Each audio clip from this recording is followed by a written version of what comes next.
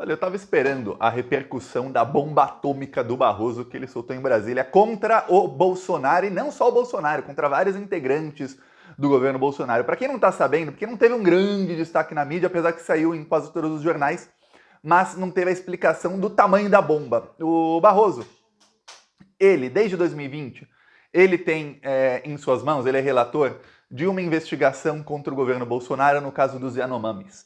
Em 2020, o PT, o PDT, o PSOL, o PCdoB, vários partidos que faziam parte da oposição ao então desgoverno Bolsonaro, pediram ao STF para que garantisse que houvesse atendimento médico aos indígenas, não só Yanomamis, mas outros indígenas que moram em locais afastados, para que o governo Bolsonaro não negligenciasse o cuidado a eles durante a pandemia. Ok.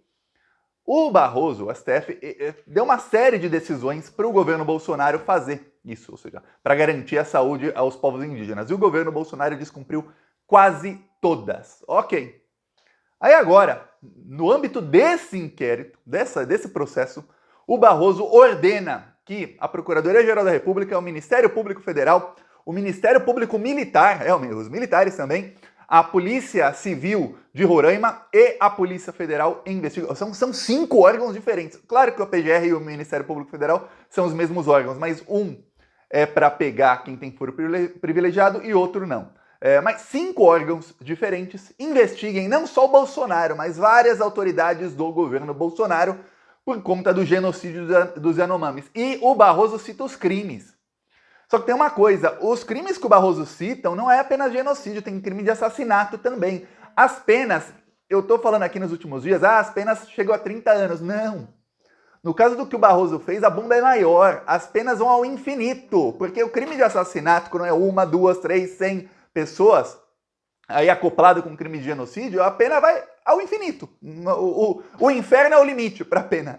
Eu estava lendo o Reinaldo Azevedo, ele falou, olha, nesse caso o inferno é o limite, porque dá para colocar um monte de cláusulas ali nesses crimes de assassinato que fazem com que o crime tenha penas maiores. A coisa tá difícil aí para o Bolsonaro. Eu vou citar aqui, vou ler uma parte da decisão do Barroso em que ele cita 7 crimes. Veja bem, quando o Barroso está citando esses crimes, ele não está falando, olha, investigue porque tem indício. Não, são crimes cometidos. Os crimes foram cometidos, agora investiguem.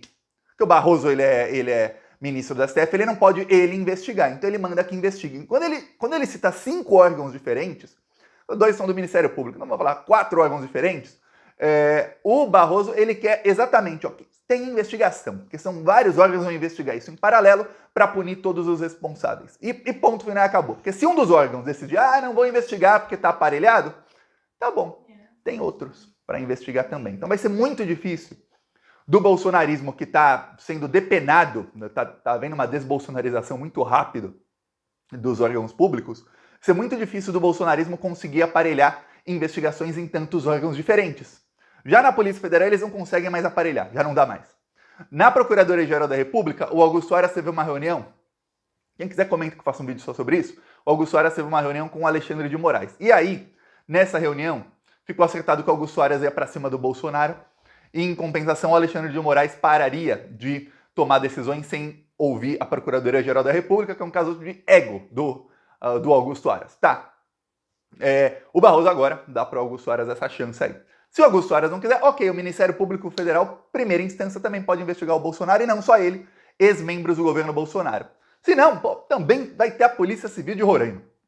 Se não, aí tem aí, onde eu acredito que realmente não tem investigação nenhuma, o Ministério Público Militar. Esses aí, vou falar, não espera nada. De onde você não espera nada é que não sai nada mesmo. Vou falar. Eu vou falar aqui, vou ler para você um trecho da decisão do Barroso. Vamos lá. Motivos, crimes apontados pelo Barroso, crimes que aconteceram. Primeiro, a publicação em Diário Oficial pelo então ministro da Justiça de data e local de realização de operação sigilosa de intervenção em terra indígena, ou seja, o vazamento de dados das operações. Veja bem, o então ministro Anderson Torres, ele publicou, e depois ele colocou no Twitter, mas ele publicou no Diário Oficial da União, que todo mundo tem acesso, o dia e horário em que seria feita a operação contra os garimpeiros. Já viu uma operação da polícia que é avisada antes? Olha, dia tal, hora tal, no local tal, nós vamos fazer uma operação, hein, garimpeiros? Estejam lá pra gente prender vocês. Coloquem muitas provas lá. Não, obviamente, não tinha ninguém lá. A operação foi nula por conta do Anderson Torres. Muita gente fala, Thiago, ninguém lê o Diário Oficial da União, mas quando publica lá, já é proposital, que já tinha sido avisado. Não tenha dúvidas, foi avisado antes para os garimpeiros. Ó, fica de olho ali, ó, na página tal do Diário Oficial da União, vai ter coisa aí para vocês, hein? Aí, pronto. 2. Isso é diretamente contra o Anderson Torres, veja bem. 2. A divulgação pelo IBAMA, por meio de correio eletrônico geral, dirigido aos servidores da instituição, de data e local da operação sigilosa destinada ao combate de ilícitos na terra indígena Yanomami. Eles divulgaram, entre o Ricardo Salles, entre o ex-presidente do IBAMA militar, eles mandaram por e-mail para todos os funcionários do IBAMA, olha, dia tal no local tal vai ter operação, hein? Aí o que acontece? Obviamente os garimpeiros não estão mais lá nesse dia. Vamos lembrar que vários servidores do IBAMA que foram indicados pelo governo Bolsonaro eram sócios dos garimpeiros. Eram sócios, o pessoal ali. Eu vou te ler aqui essa parte da decisão, depois eu vou te explicar onde isso vai chegar, que você vai ver que a coisa vai ficar bem feia para esse pessoal. São muitos órgãos investigando, então calma, o pessoal que fala, Thiago, nunca dá em nada. Calma, tic-tac. Aí vamos lá. Terceiro. A não participação das Forças Armadas em operação previamente organizada conjuntamente com a Polícia Federal, sob alegação de deficiência orçamentária. Ou seja, as Forças Armadas falaram, a gente não tem orçamento para fazer operação com a Polícia Federal. Tá, só que pior. Com 3 dias de antecedência da realização da operação, comprometendo o planejamento e a efetividade da intervenção, bem como a segurança dos servidores e equipamentos utilizados pela Polícia Federal. Quer dizer, operação conjunta, Exército, Aeronáutica e Polícia Federal. 3 dias antes, as Forças Armadas dizem, não temos verba, vai lá você sozinho, a Polícia Federal. Aí imagina que metade do operacional vai para o lixo. E aí, obviamente, devem ter vazado também a operação. Quer dizer, agentes da Polícia Federal poderiam ser presos. Os garimpeiros são fortemente armados. Exatamente para esse tipo de combate. Poderiam ser mortos, poderiam ter sido veículos queimados, ia dar um problemão. Pois bem, Forças Armadas, diretamente os militares bandidos, diretamente agindo para esse genocídio aí. Aí vamos lá, segue. A retirada irregular de 29 aeronaves ligadas ao garimpo ilegal e apreendidas pela Polícia Federal de seu local de depósito. A Polícia Federal apreendeu 29 aviões que eram usados no garimpo ilegal. 29! Olha o tanto de grana que esse pessoal tem para ter 29 aviões, só que foram apreendidos. Tiraram os aviões do depósito e aí vem a pior parte. Posteriormente, aeronaves foram avistadas em operação, a despeito da existência de ordem judicial de destruição dos bens. Ou seja, quando chega lá, está no meio do nada, o que faz o IBAMA? Qual é a praxe? Pegou uma aeronave, queima.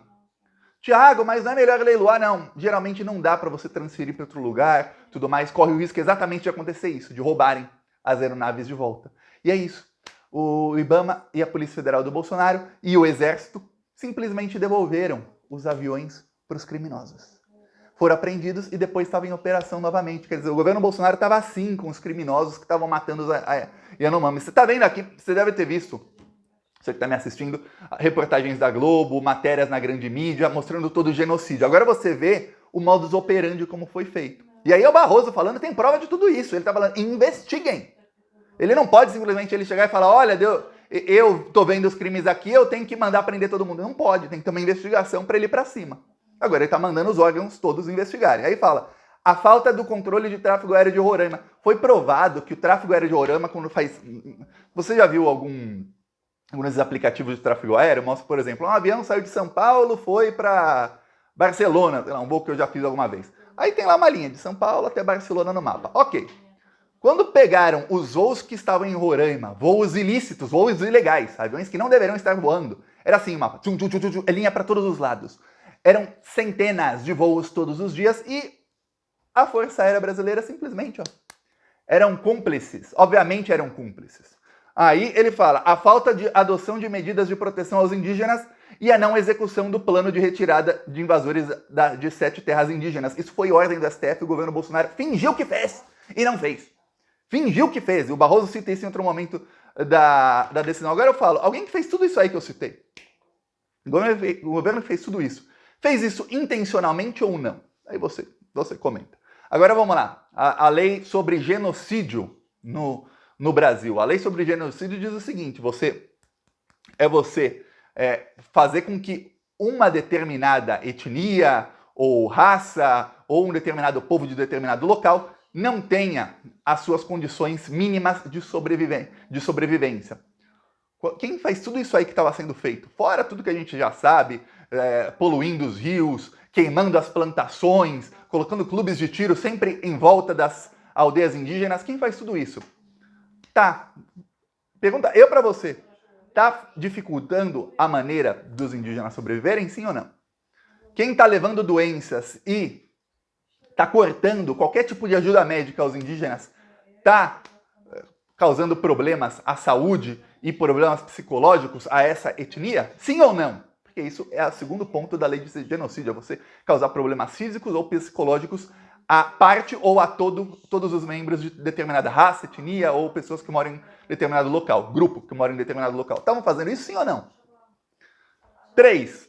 Estavam promovendo o assassinato deles e negando a eles qualquer tipo de justiça quanto a isso? Sim ou não?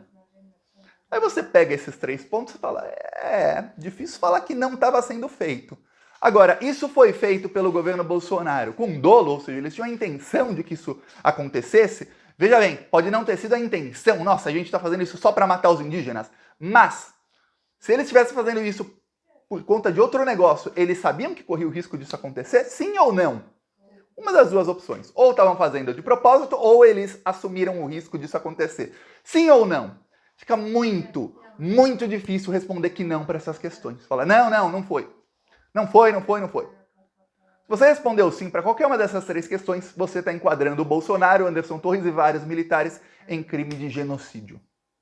O Barroso mandou investigar por genocídio, desobediência de ordem, teve ordem do STF que foi desobedecida e alguns outros crimes. O crime de genocídio, alguns desses pontos enquadram também no crime de assassinato. Então, genocídio dá 30 anos, mas assassinato, a pena vai indo, ainda mais são vários.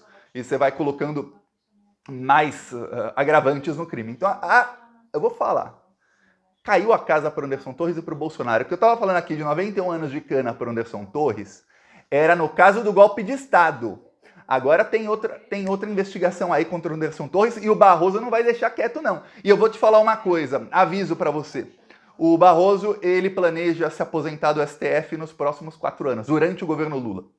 Então o Lula vai indicar um ministro a mais, muito provavelmente, para o STF. Então, sabe uma coisa, o Barroso só vai se aposentar quando esse julgamento for concluído. Ou seja, vão investigar, vão processar e vão condenar, e aí o Barroso vai se aposentar.